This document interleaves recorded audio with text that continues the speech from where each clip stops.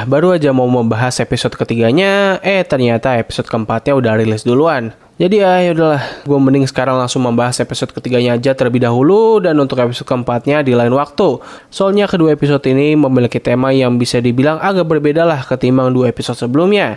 Jadi ya kita langsung masuk aja ke pembahasan dalam 3, 2, 1.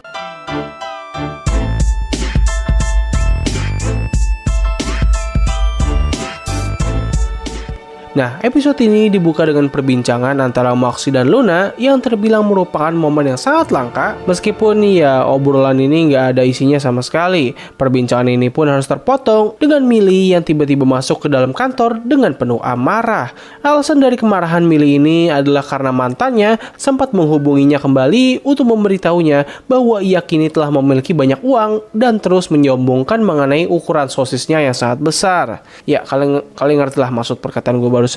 Nah, di waktu yang berdekatan, Blitzo mendapatkan panggilan dari seorang klien yang berasal dari cincin serakah atau Greed Ring. Kliennya ini meminta Blitzo, Millie, dan juga Moxie untuk pergi ke tempat tinggalnya di sana dengan menggunakan helikopter pribadi miliknya. Ketika sampai di cincin serakah, kita bisa melihat bahwa dunia dari cincin ini dipenuhi dengan berbagai iblis gangster dan mafia, yang mana ini merupakan penggambaran yang sangat cocok untuk sebuah dunia yang mewakili dosa serakah. Nah, ketika sampai di tujuan, kita pun akhirnya mengetahui bahwa klien mereka saat ini merupakan seorang bos mafia besar dan sekaligus ayah dari Moxie yang bernama Crimson.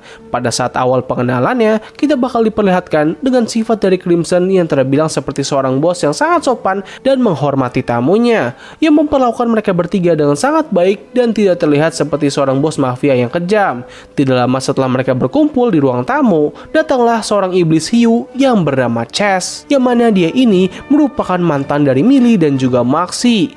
Yes, kalian gak salah dengar, ini orang udah berkencan sama mereka berdua. Oh ya, sedikit pengingat, Moxie ini memang merupakan biseksual ya, dan itu semua udah kelihatan kok bahkan dari season pertamanya. Nah, satu hal yang gue suka pada momen ini adalah reaksi Blitzo yang tidak percaya bahwa ada seseorang yang telah meniduri Millie dan juga Moxie. Nah, buat kalian yang belum sadar, sebenarnya Blitzo ini memiliki rasa tertarik terhadap mereka berdua. Dan di sepanjang episode ini, kita bakal diperlihatkan bahwa Blitzo ini memiliki impian untuk bisa melakukan 3 some dengan Millie dan juga Moxie. Jadi ya, ini bisa menjelaskan sih alasan kenapa Blitzo sangat tertarik dan selalu terobsesi dengan hubungan mereka berdua. Setelah itu, Millie pun langsung bertanya kepada Moxie alasan kenapa ia tidak pernah menceritakan mengenai hubungan tersebut. Dan Moxie pun menceritakan awal mula dari semuanya, di mana awalnya Moxie pertama kali bertemu dengan Chess ketika ia sedang dilantik untuk bergabung ke dalam grup mafia ayahnya. Setelah pertemuan itu, mereka berdua pun menjalin hubungan yang terbilang sangat dekat dan juga intim, hingga pada akhirnya terjadi sebuah insiden di mana ketika mereka berdua sedang merampok sebuah bank, kakinya Moxie sempat terjepit, namun Chess malah meninggalkannya dan membawa kabur uang rampasan mereka. Moxie pun akhirnya dimasukkan ke dalam penjara, di mana itu merupakan pertama kalinya ia bertemu dengan Blitzo. Yes, flashback ini gak hanya menceritakan masa lalu Moxie saja ketika menjadi mafia, namun juga sekaligus menceritakan awal mula ia bertemu dengan Blitzo. Sebuah plot twist yang gue yakin gak banyak dari kalian duga. Oh ya, terdapat sebuah detail menarik di mana ketika Blitzo menjelaskan bagaimana mereka bisa kabur dari penjara, ia sempat menyebutkan bahwa ia harus segera keluar dari sana, kalau tidak maka sang baby sister yang sedang menjaga putrinya akan menghabisinya. Nah, baik yang menduga bahwa baby sister yang dimaksud oleh Blitzo ini sebenarnya merupakan Millie yang sudah ia pekerjakan terlebih dahulu. Namun itu semua hanya spekulasi saja dan kebenarannya masih belum bisa dibuktikan. Setelah cerita itu, mereka pun berkumpul di meja makan di mana Crimson menjelaskan tujuan dari undangannya, di mana ternyata alasan kenapa ia mengundang mereka semua adalah agar Moxie bisa datang ke rumahnya karena di esok harinya akan ada sebuah ritual pernikahan yang bertujuan agar Chess bisa bergabung ke dalam keluarganya Moxie. Alasan kenapa Chess bisa diterima adalah karena ia mengaku kalau dirinya kini merupakan seorang jutawan, yang mana ini mengindikasikan bahwa sepertinya organisasinya Crimson sedang dalam masalah keuangan dan ia sangat membutuhkan dana bantuan tersebut. Maka dari itu, ia pun dengan sukarela menerima Chess walaupun sebenarnya ia sangat membenci orang ini. Nah, setelah menjelaskan itu semua, Moxie diminta untuk menetap di ruang makan, sementara yang lainnya pergi menuju tempat istirahat mereka. Di sini kita pun langsung ditunjukkan dengan sifat sebenarnya dari Crimson, seorang bos mafia yang sangat kejam dan tidak mempunyai hati. Di momen ini kita pun juga diperlihatkan dengan flashback dari masa kecilnya Moxie, di mana dulunya ia mendapatkan perlakuan yang sangat baik dari ibunya. Tetapi hal ini sangat dibenci oleh Crimson karena ia takut hal ini akan membuat Moxie menjadi pria yang lembek. Mereka berdua pun terlibat argumen hingga akhirnya ibunya Moxie memilih untuk meninggalkan keluarganya. Moxie pun akhirnya dirawat oleh ayahnya yang sangat kejam dan ia juga diajarkan caranya menjadi seorang mafia. Salah satunya adalah ketika ia disuruh oleh Crimson untuk menenggelamkan seseorang yang tidak kita ketahui menuju sebuah danau yang sudah dipenuhi dengan korban-korban dari kekejaman Crimson. Dan salah satu dari korban tersebut adalah ibunya Moxie itu sendiri. Kejadian ini pun jelas membuat Moxie menjadi sangat trauma, hingga bahkan kalau misalnya kalian ingat dalam episode pilot kartun Hell of a Boss, Moxie sempat menyebutkan mengenai mimpinya bahwa ia sedang melihat orang tuanya terbunuh. I was dreaming my parents were being murdered, but now I'd like to go back to that. Awalnya kita pasti bakal berpikir bahwa momen tersebut hanyalah sebuah lelucon gelap yang akan menjadi ciri khas dari kartun Hell of a Boss. Tapi setelah menonton episode ini, oh boy, pandangan gue langsung berubah total terhadap momen itu. Nah, setelah menjelaskan itu semua, Moxie pun segera pergi menuju tempat istirahat, di mana ternyata Moxie dan Millie mendapatkan ruang tidur yang terpisah. Ketika Moxie masuk ke dalam kamarnya, ia pun langsung disambut oleh Chess yang sudah siap untuk bermain bersamanya. Untungnya Moxie bisa menolak tawaran dari Chess, karena kalau andaikan Moxie menerimanya, gue langsung berhenti untuk nonton di kartun. Setelah penolakan itu, Chess berusaha menghampiri Millie, namun ia juga mendapatkan perlakuan yang sama. Pada akhirnya, Chess pergi menuju kamarnya Blitzo, dan mereka berdua melakukan kegiatan begituan dengan iming-iming kalau Chess akan menunjukkan berbagai gaya yang disukai oleh Millie dan juga Moxie.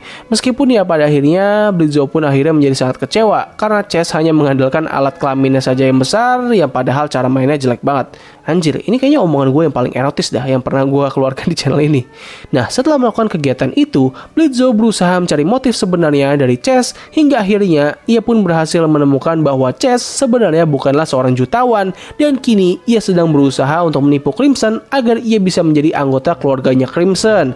Sayangnya Blitzo ketahuan dan ia pun langsung dilumpuhkan dan dikunci di dalam bagasi mobilnya Chess. Di keesokan harinya, ketika acara sedang dipersiapkan, Moxie enggan untuk melakukan perintah dari ayahnya, dan akhirnya Moxie menunjukkan bahwa ia sudah tidak takut lagi dengan ayahnya dan kini ia berani untuk melawan balik. Tentu Crimson sangat tidak menyukai hal ini dan Moxie pun dilumpuhkan agar ritual bisa tetap berjalan.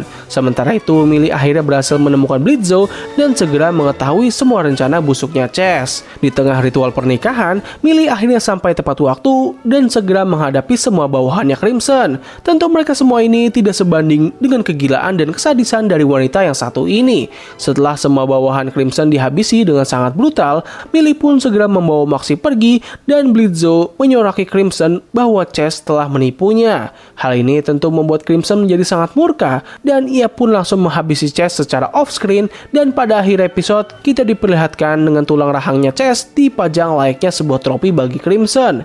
Tetapi ini bukanlah trofi yang ia banggakan dan dirinya masih menyimpan dendam yang sangat besar terhadap Moxie.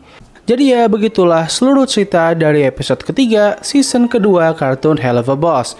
Overall episode ini benar-benar luar biasa banget, terutama dengan berbagai plot twist yang mereka sajikan pada episode ini.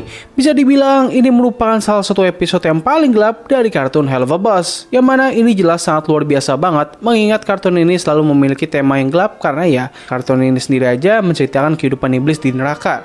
Nah, ada satu hal yang menurut gue sangat unik dari respon orang-orang terhadap episode ini. Yes, yang gue maksud adalah banyak dari mereka menganggap bahwa ini merupakan episode yang sangat bagus, tetapi ada beberapa hal yang mereka komplain dari episode ini. Yang pertama adalah dari jokes mengenai kemaluan besar milik Chess, yang mana menurut beberapa orang jokes tersebut cepet banget basi. Dan yang kedua adalah dari karakter Millie yang seperti nggak mendapatkan pendalaman sama sekali. Nah, masalah ini sebenarnya sudah menjadi bahan perbincangan yang sangat umum di kalangan para fans Hell of a Boss. Banyak dari mereka menganggap bahwa karakter Millie tidak pernah mendapatkan development atau pengembangan karakter. Rasanya karakter ini terlihat seperti merupakan karakter yang sempurna dan hanya memiliki satu trait saja, yaitu sangat mencintai Maxi dan akan menjadi sangat buas apabila Maxi sedang dalam bahaya.